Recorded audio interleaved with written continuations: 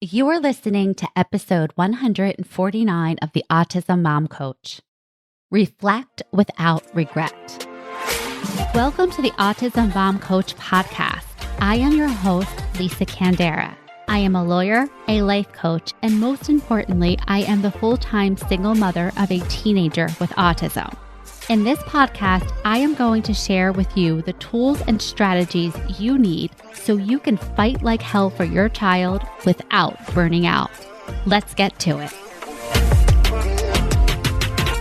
Hello, everyone, and welcome to the podcast. I am so glad you are here, and I am excited to be recording my very first episode of 2025. In fact, I am recording this episode on January 1st, so by the time you hear it, we will be 1 week into 2025.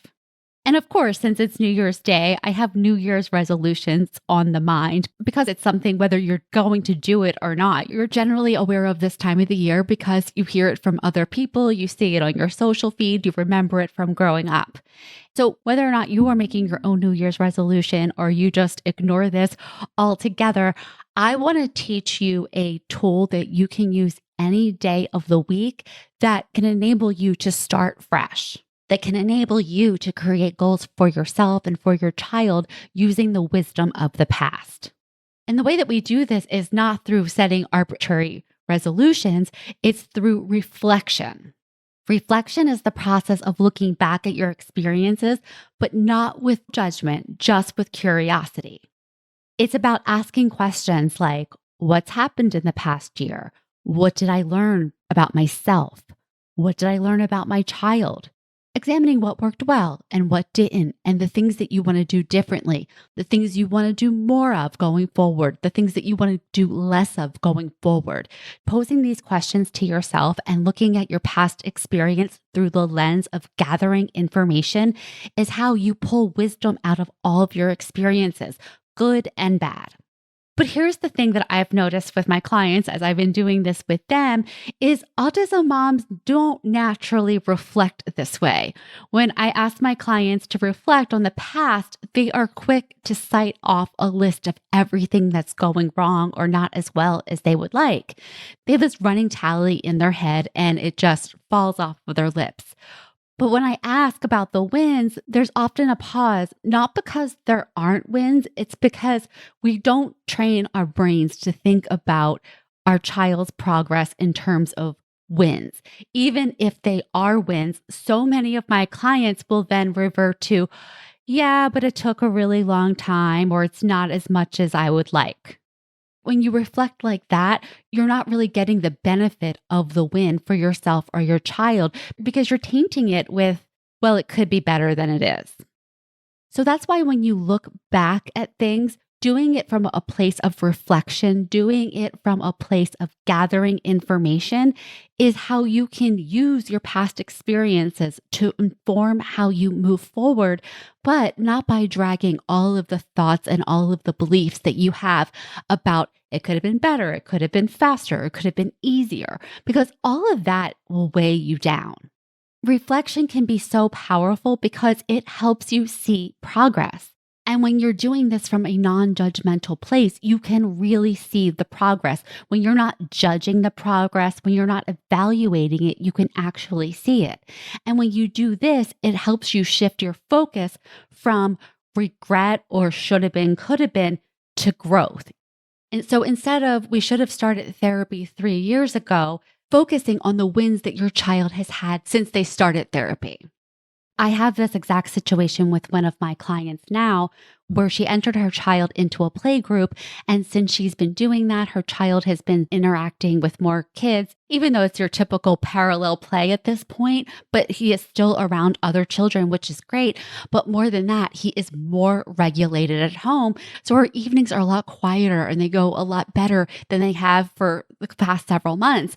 And so instead of enjoying that, instead of reflecting on the progress and what she's learned, she's focusing on, well, I should have done that sooner.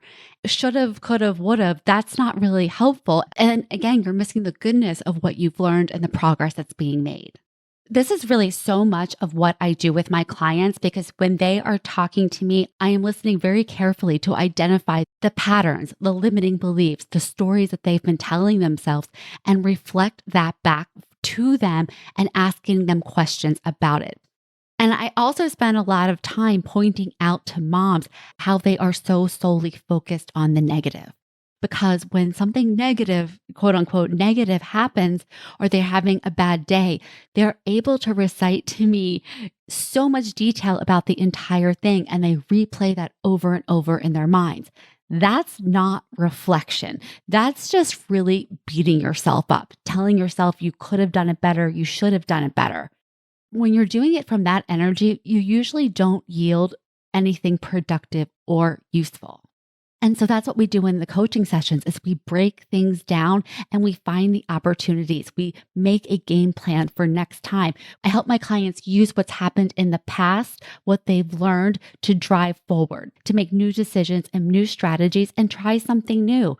So much of what we do as autism moms is learning how to pivot, learning how to plan for A and pivot on the drop of a dime. That's what we do as autism moms. And that's a skill that you have. So many of us see this as us being a victim of our circumstances, as in not being able to do the things that we wanted to do or how we wanted to do them. But truly, the ability to pivot that way, the way that you do, is a skill that you have. And so, how can we teach that skill to your child? How can we make that pivot easier on you? These are the things I like to unpack with my clients. So instead of seeing everything as a fail, they can find the wins, they can find the opportunities. And the more you do this, the easier it gets. The more you do this, this becomes a pattern, a habit that you can create. Parenting is hard. And so the question always is, how can we make it less hard? What are the opportunities to actually make it easier? So we're 1 week into the new year. Take this opportunity to reflect, not with judgment, but with curiosity and compassion. Where have you grown? What have you learned?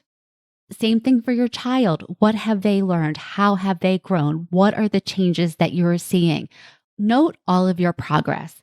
Ask yourself, how am I different today than I was a year ago? How is my child different today than they were a year ago? Maybe you yell less. Maybe they yell less.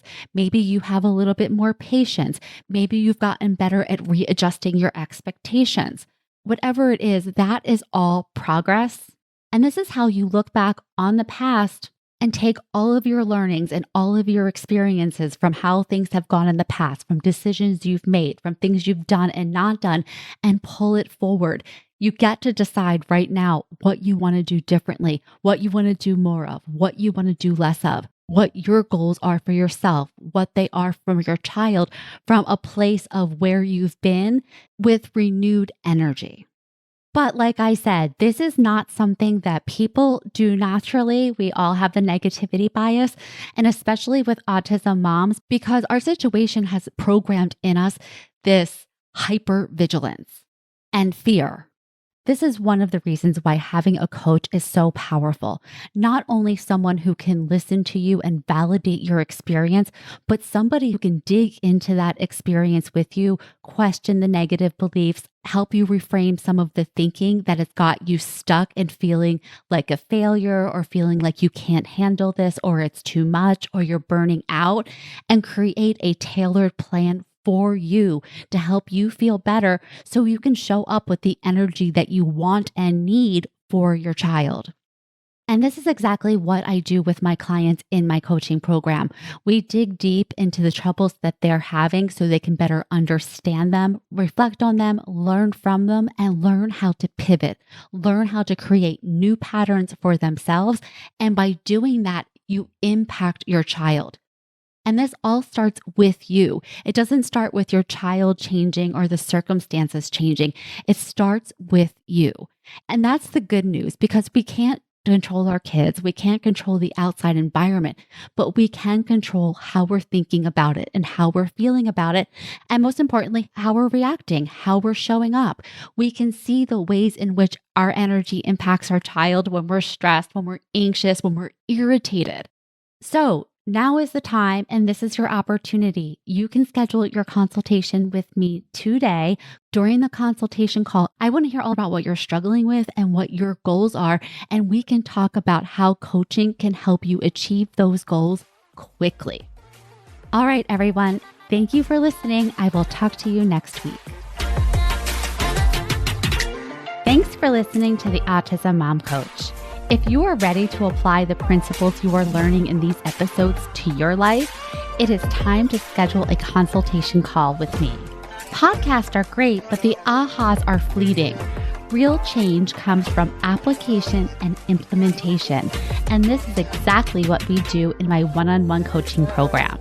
To schedule your consultation, go to my website, theautismmomcoach.com, work with me, and take the first step to taking better care of yourself so that you can show up as the parent you want to be for your child with autism.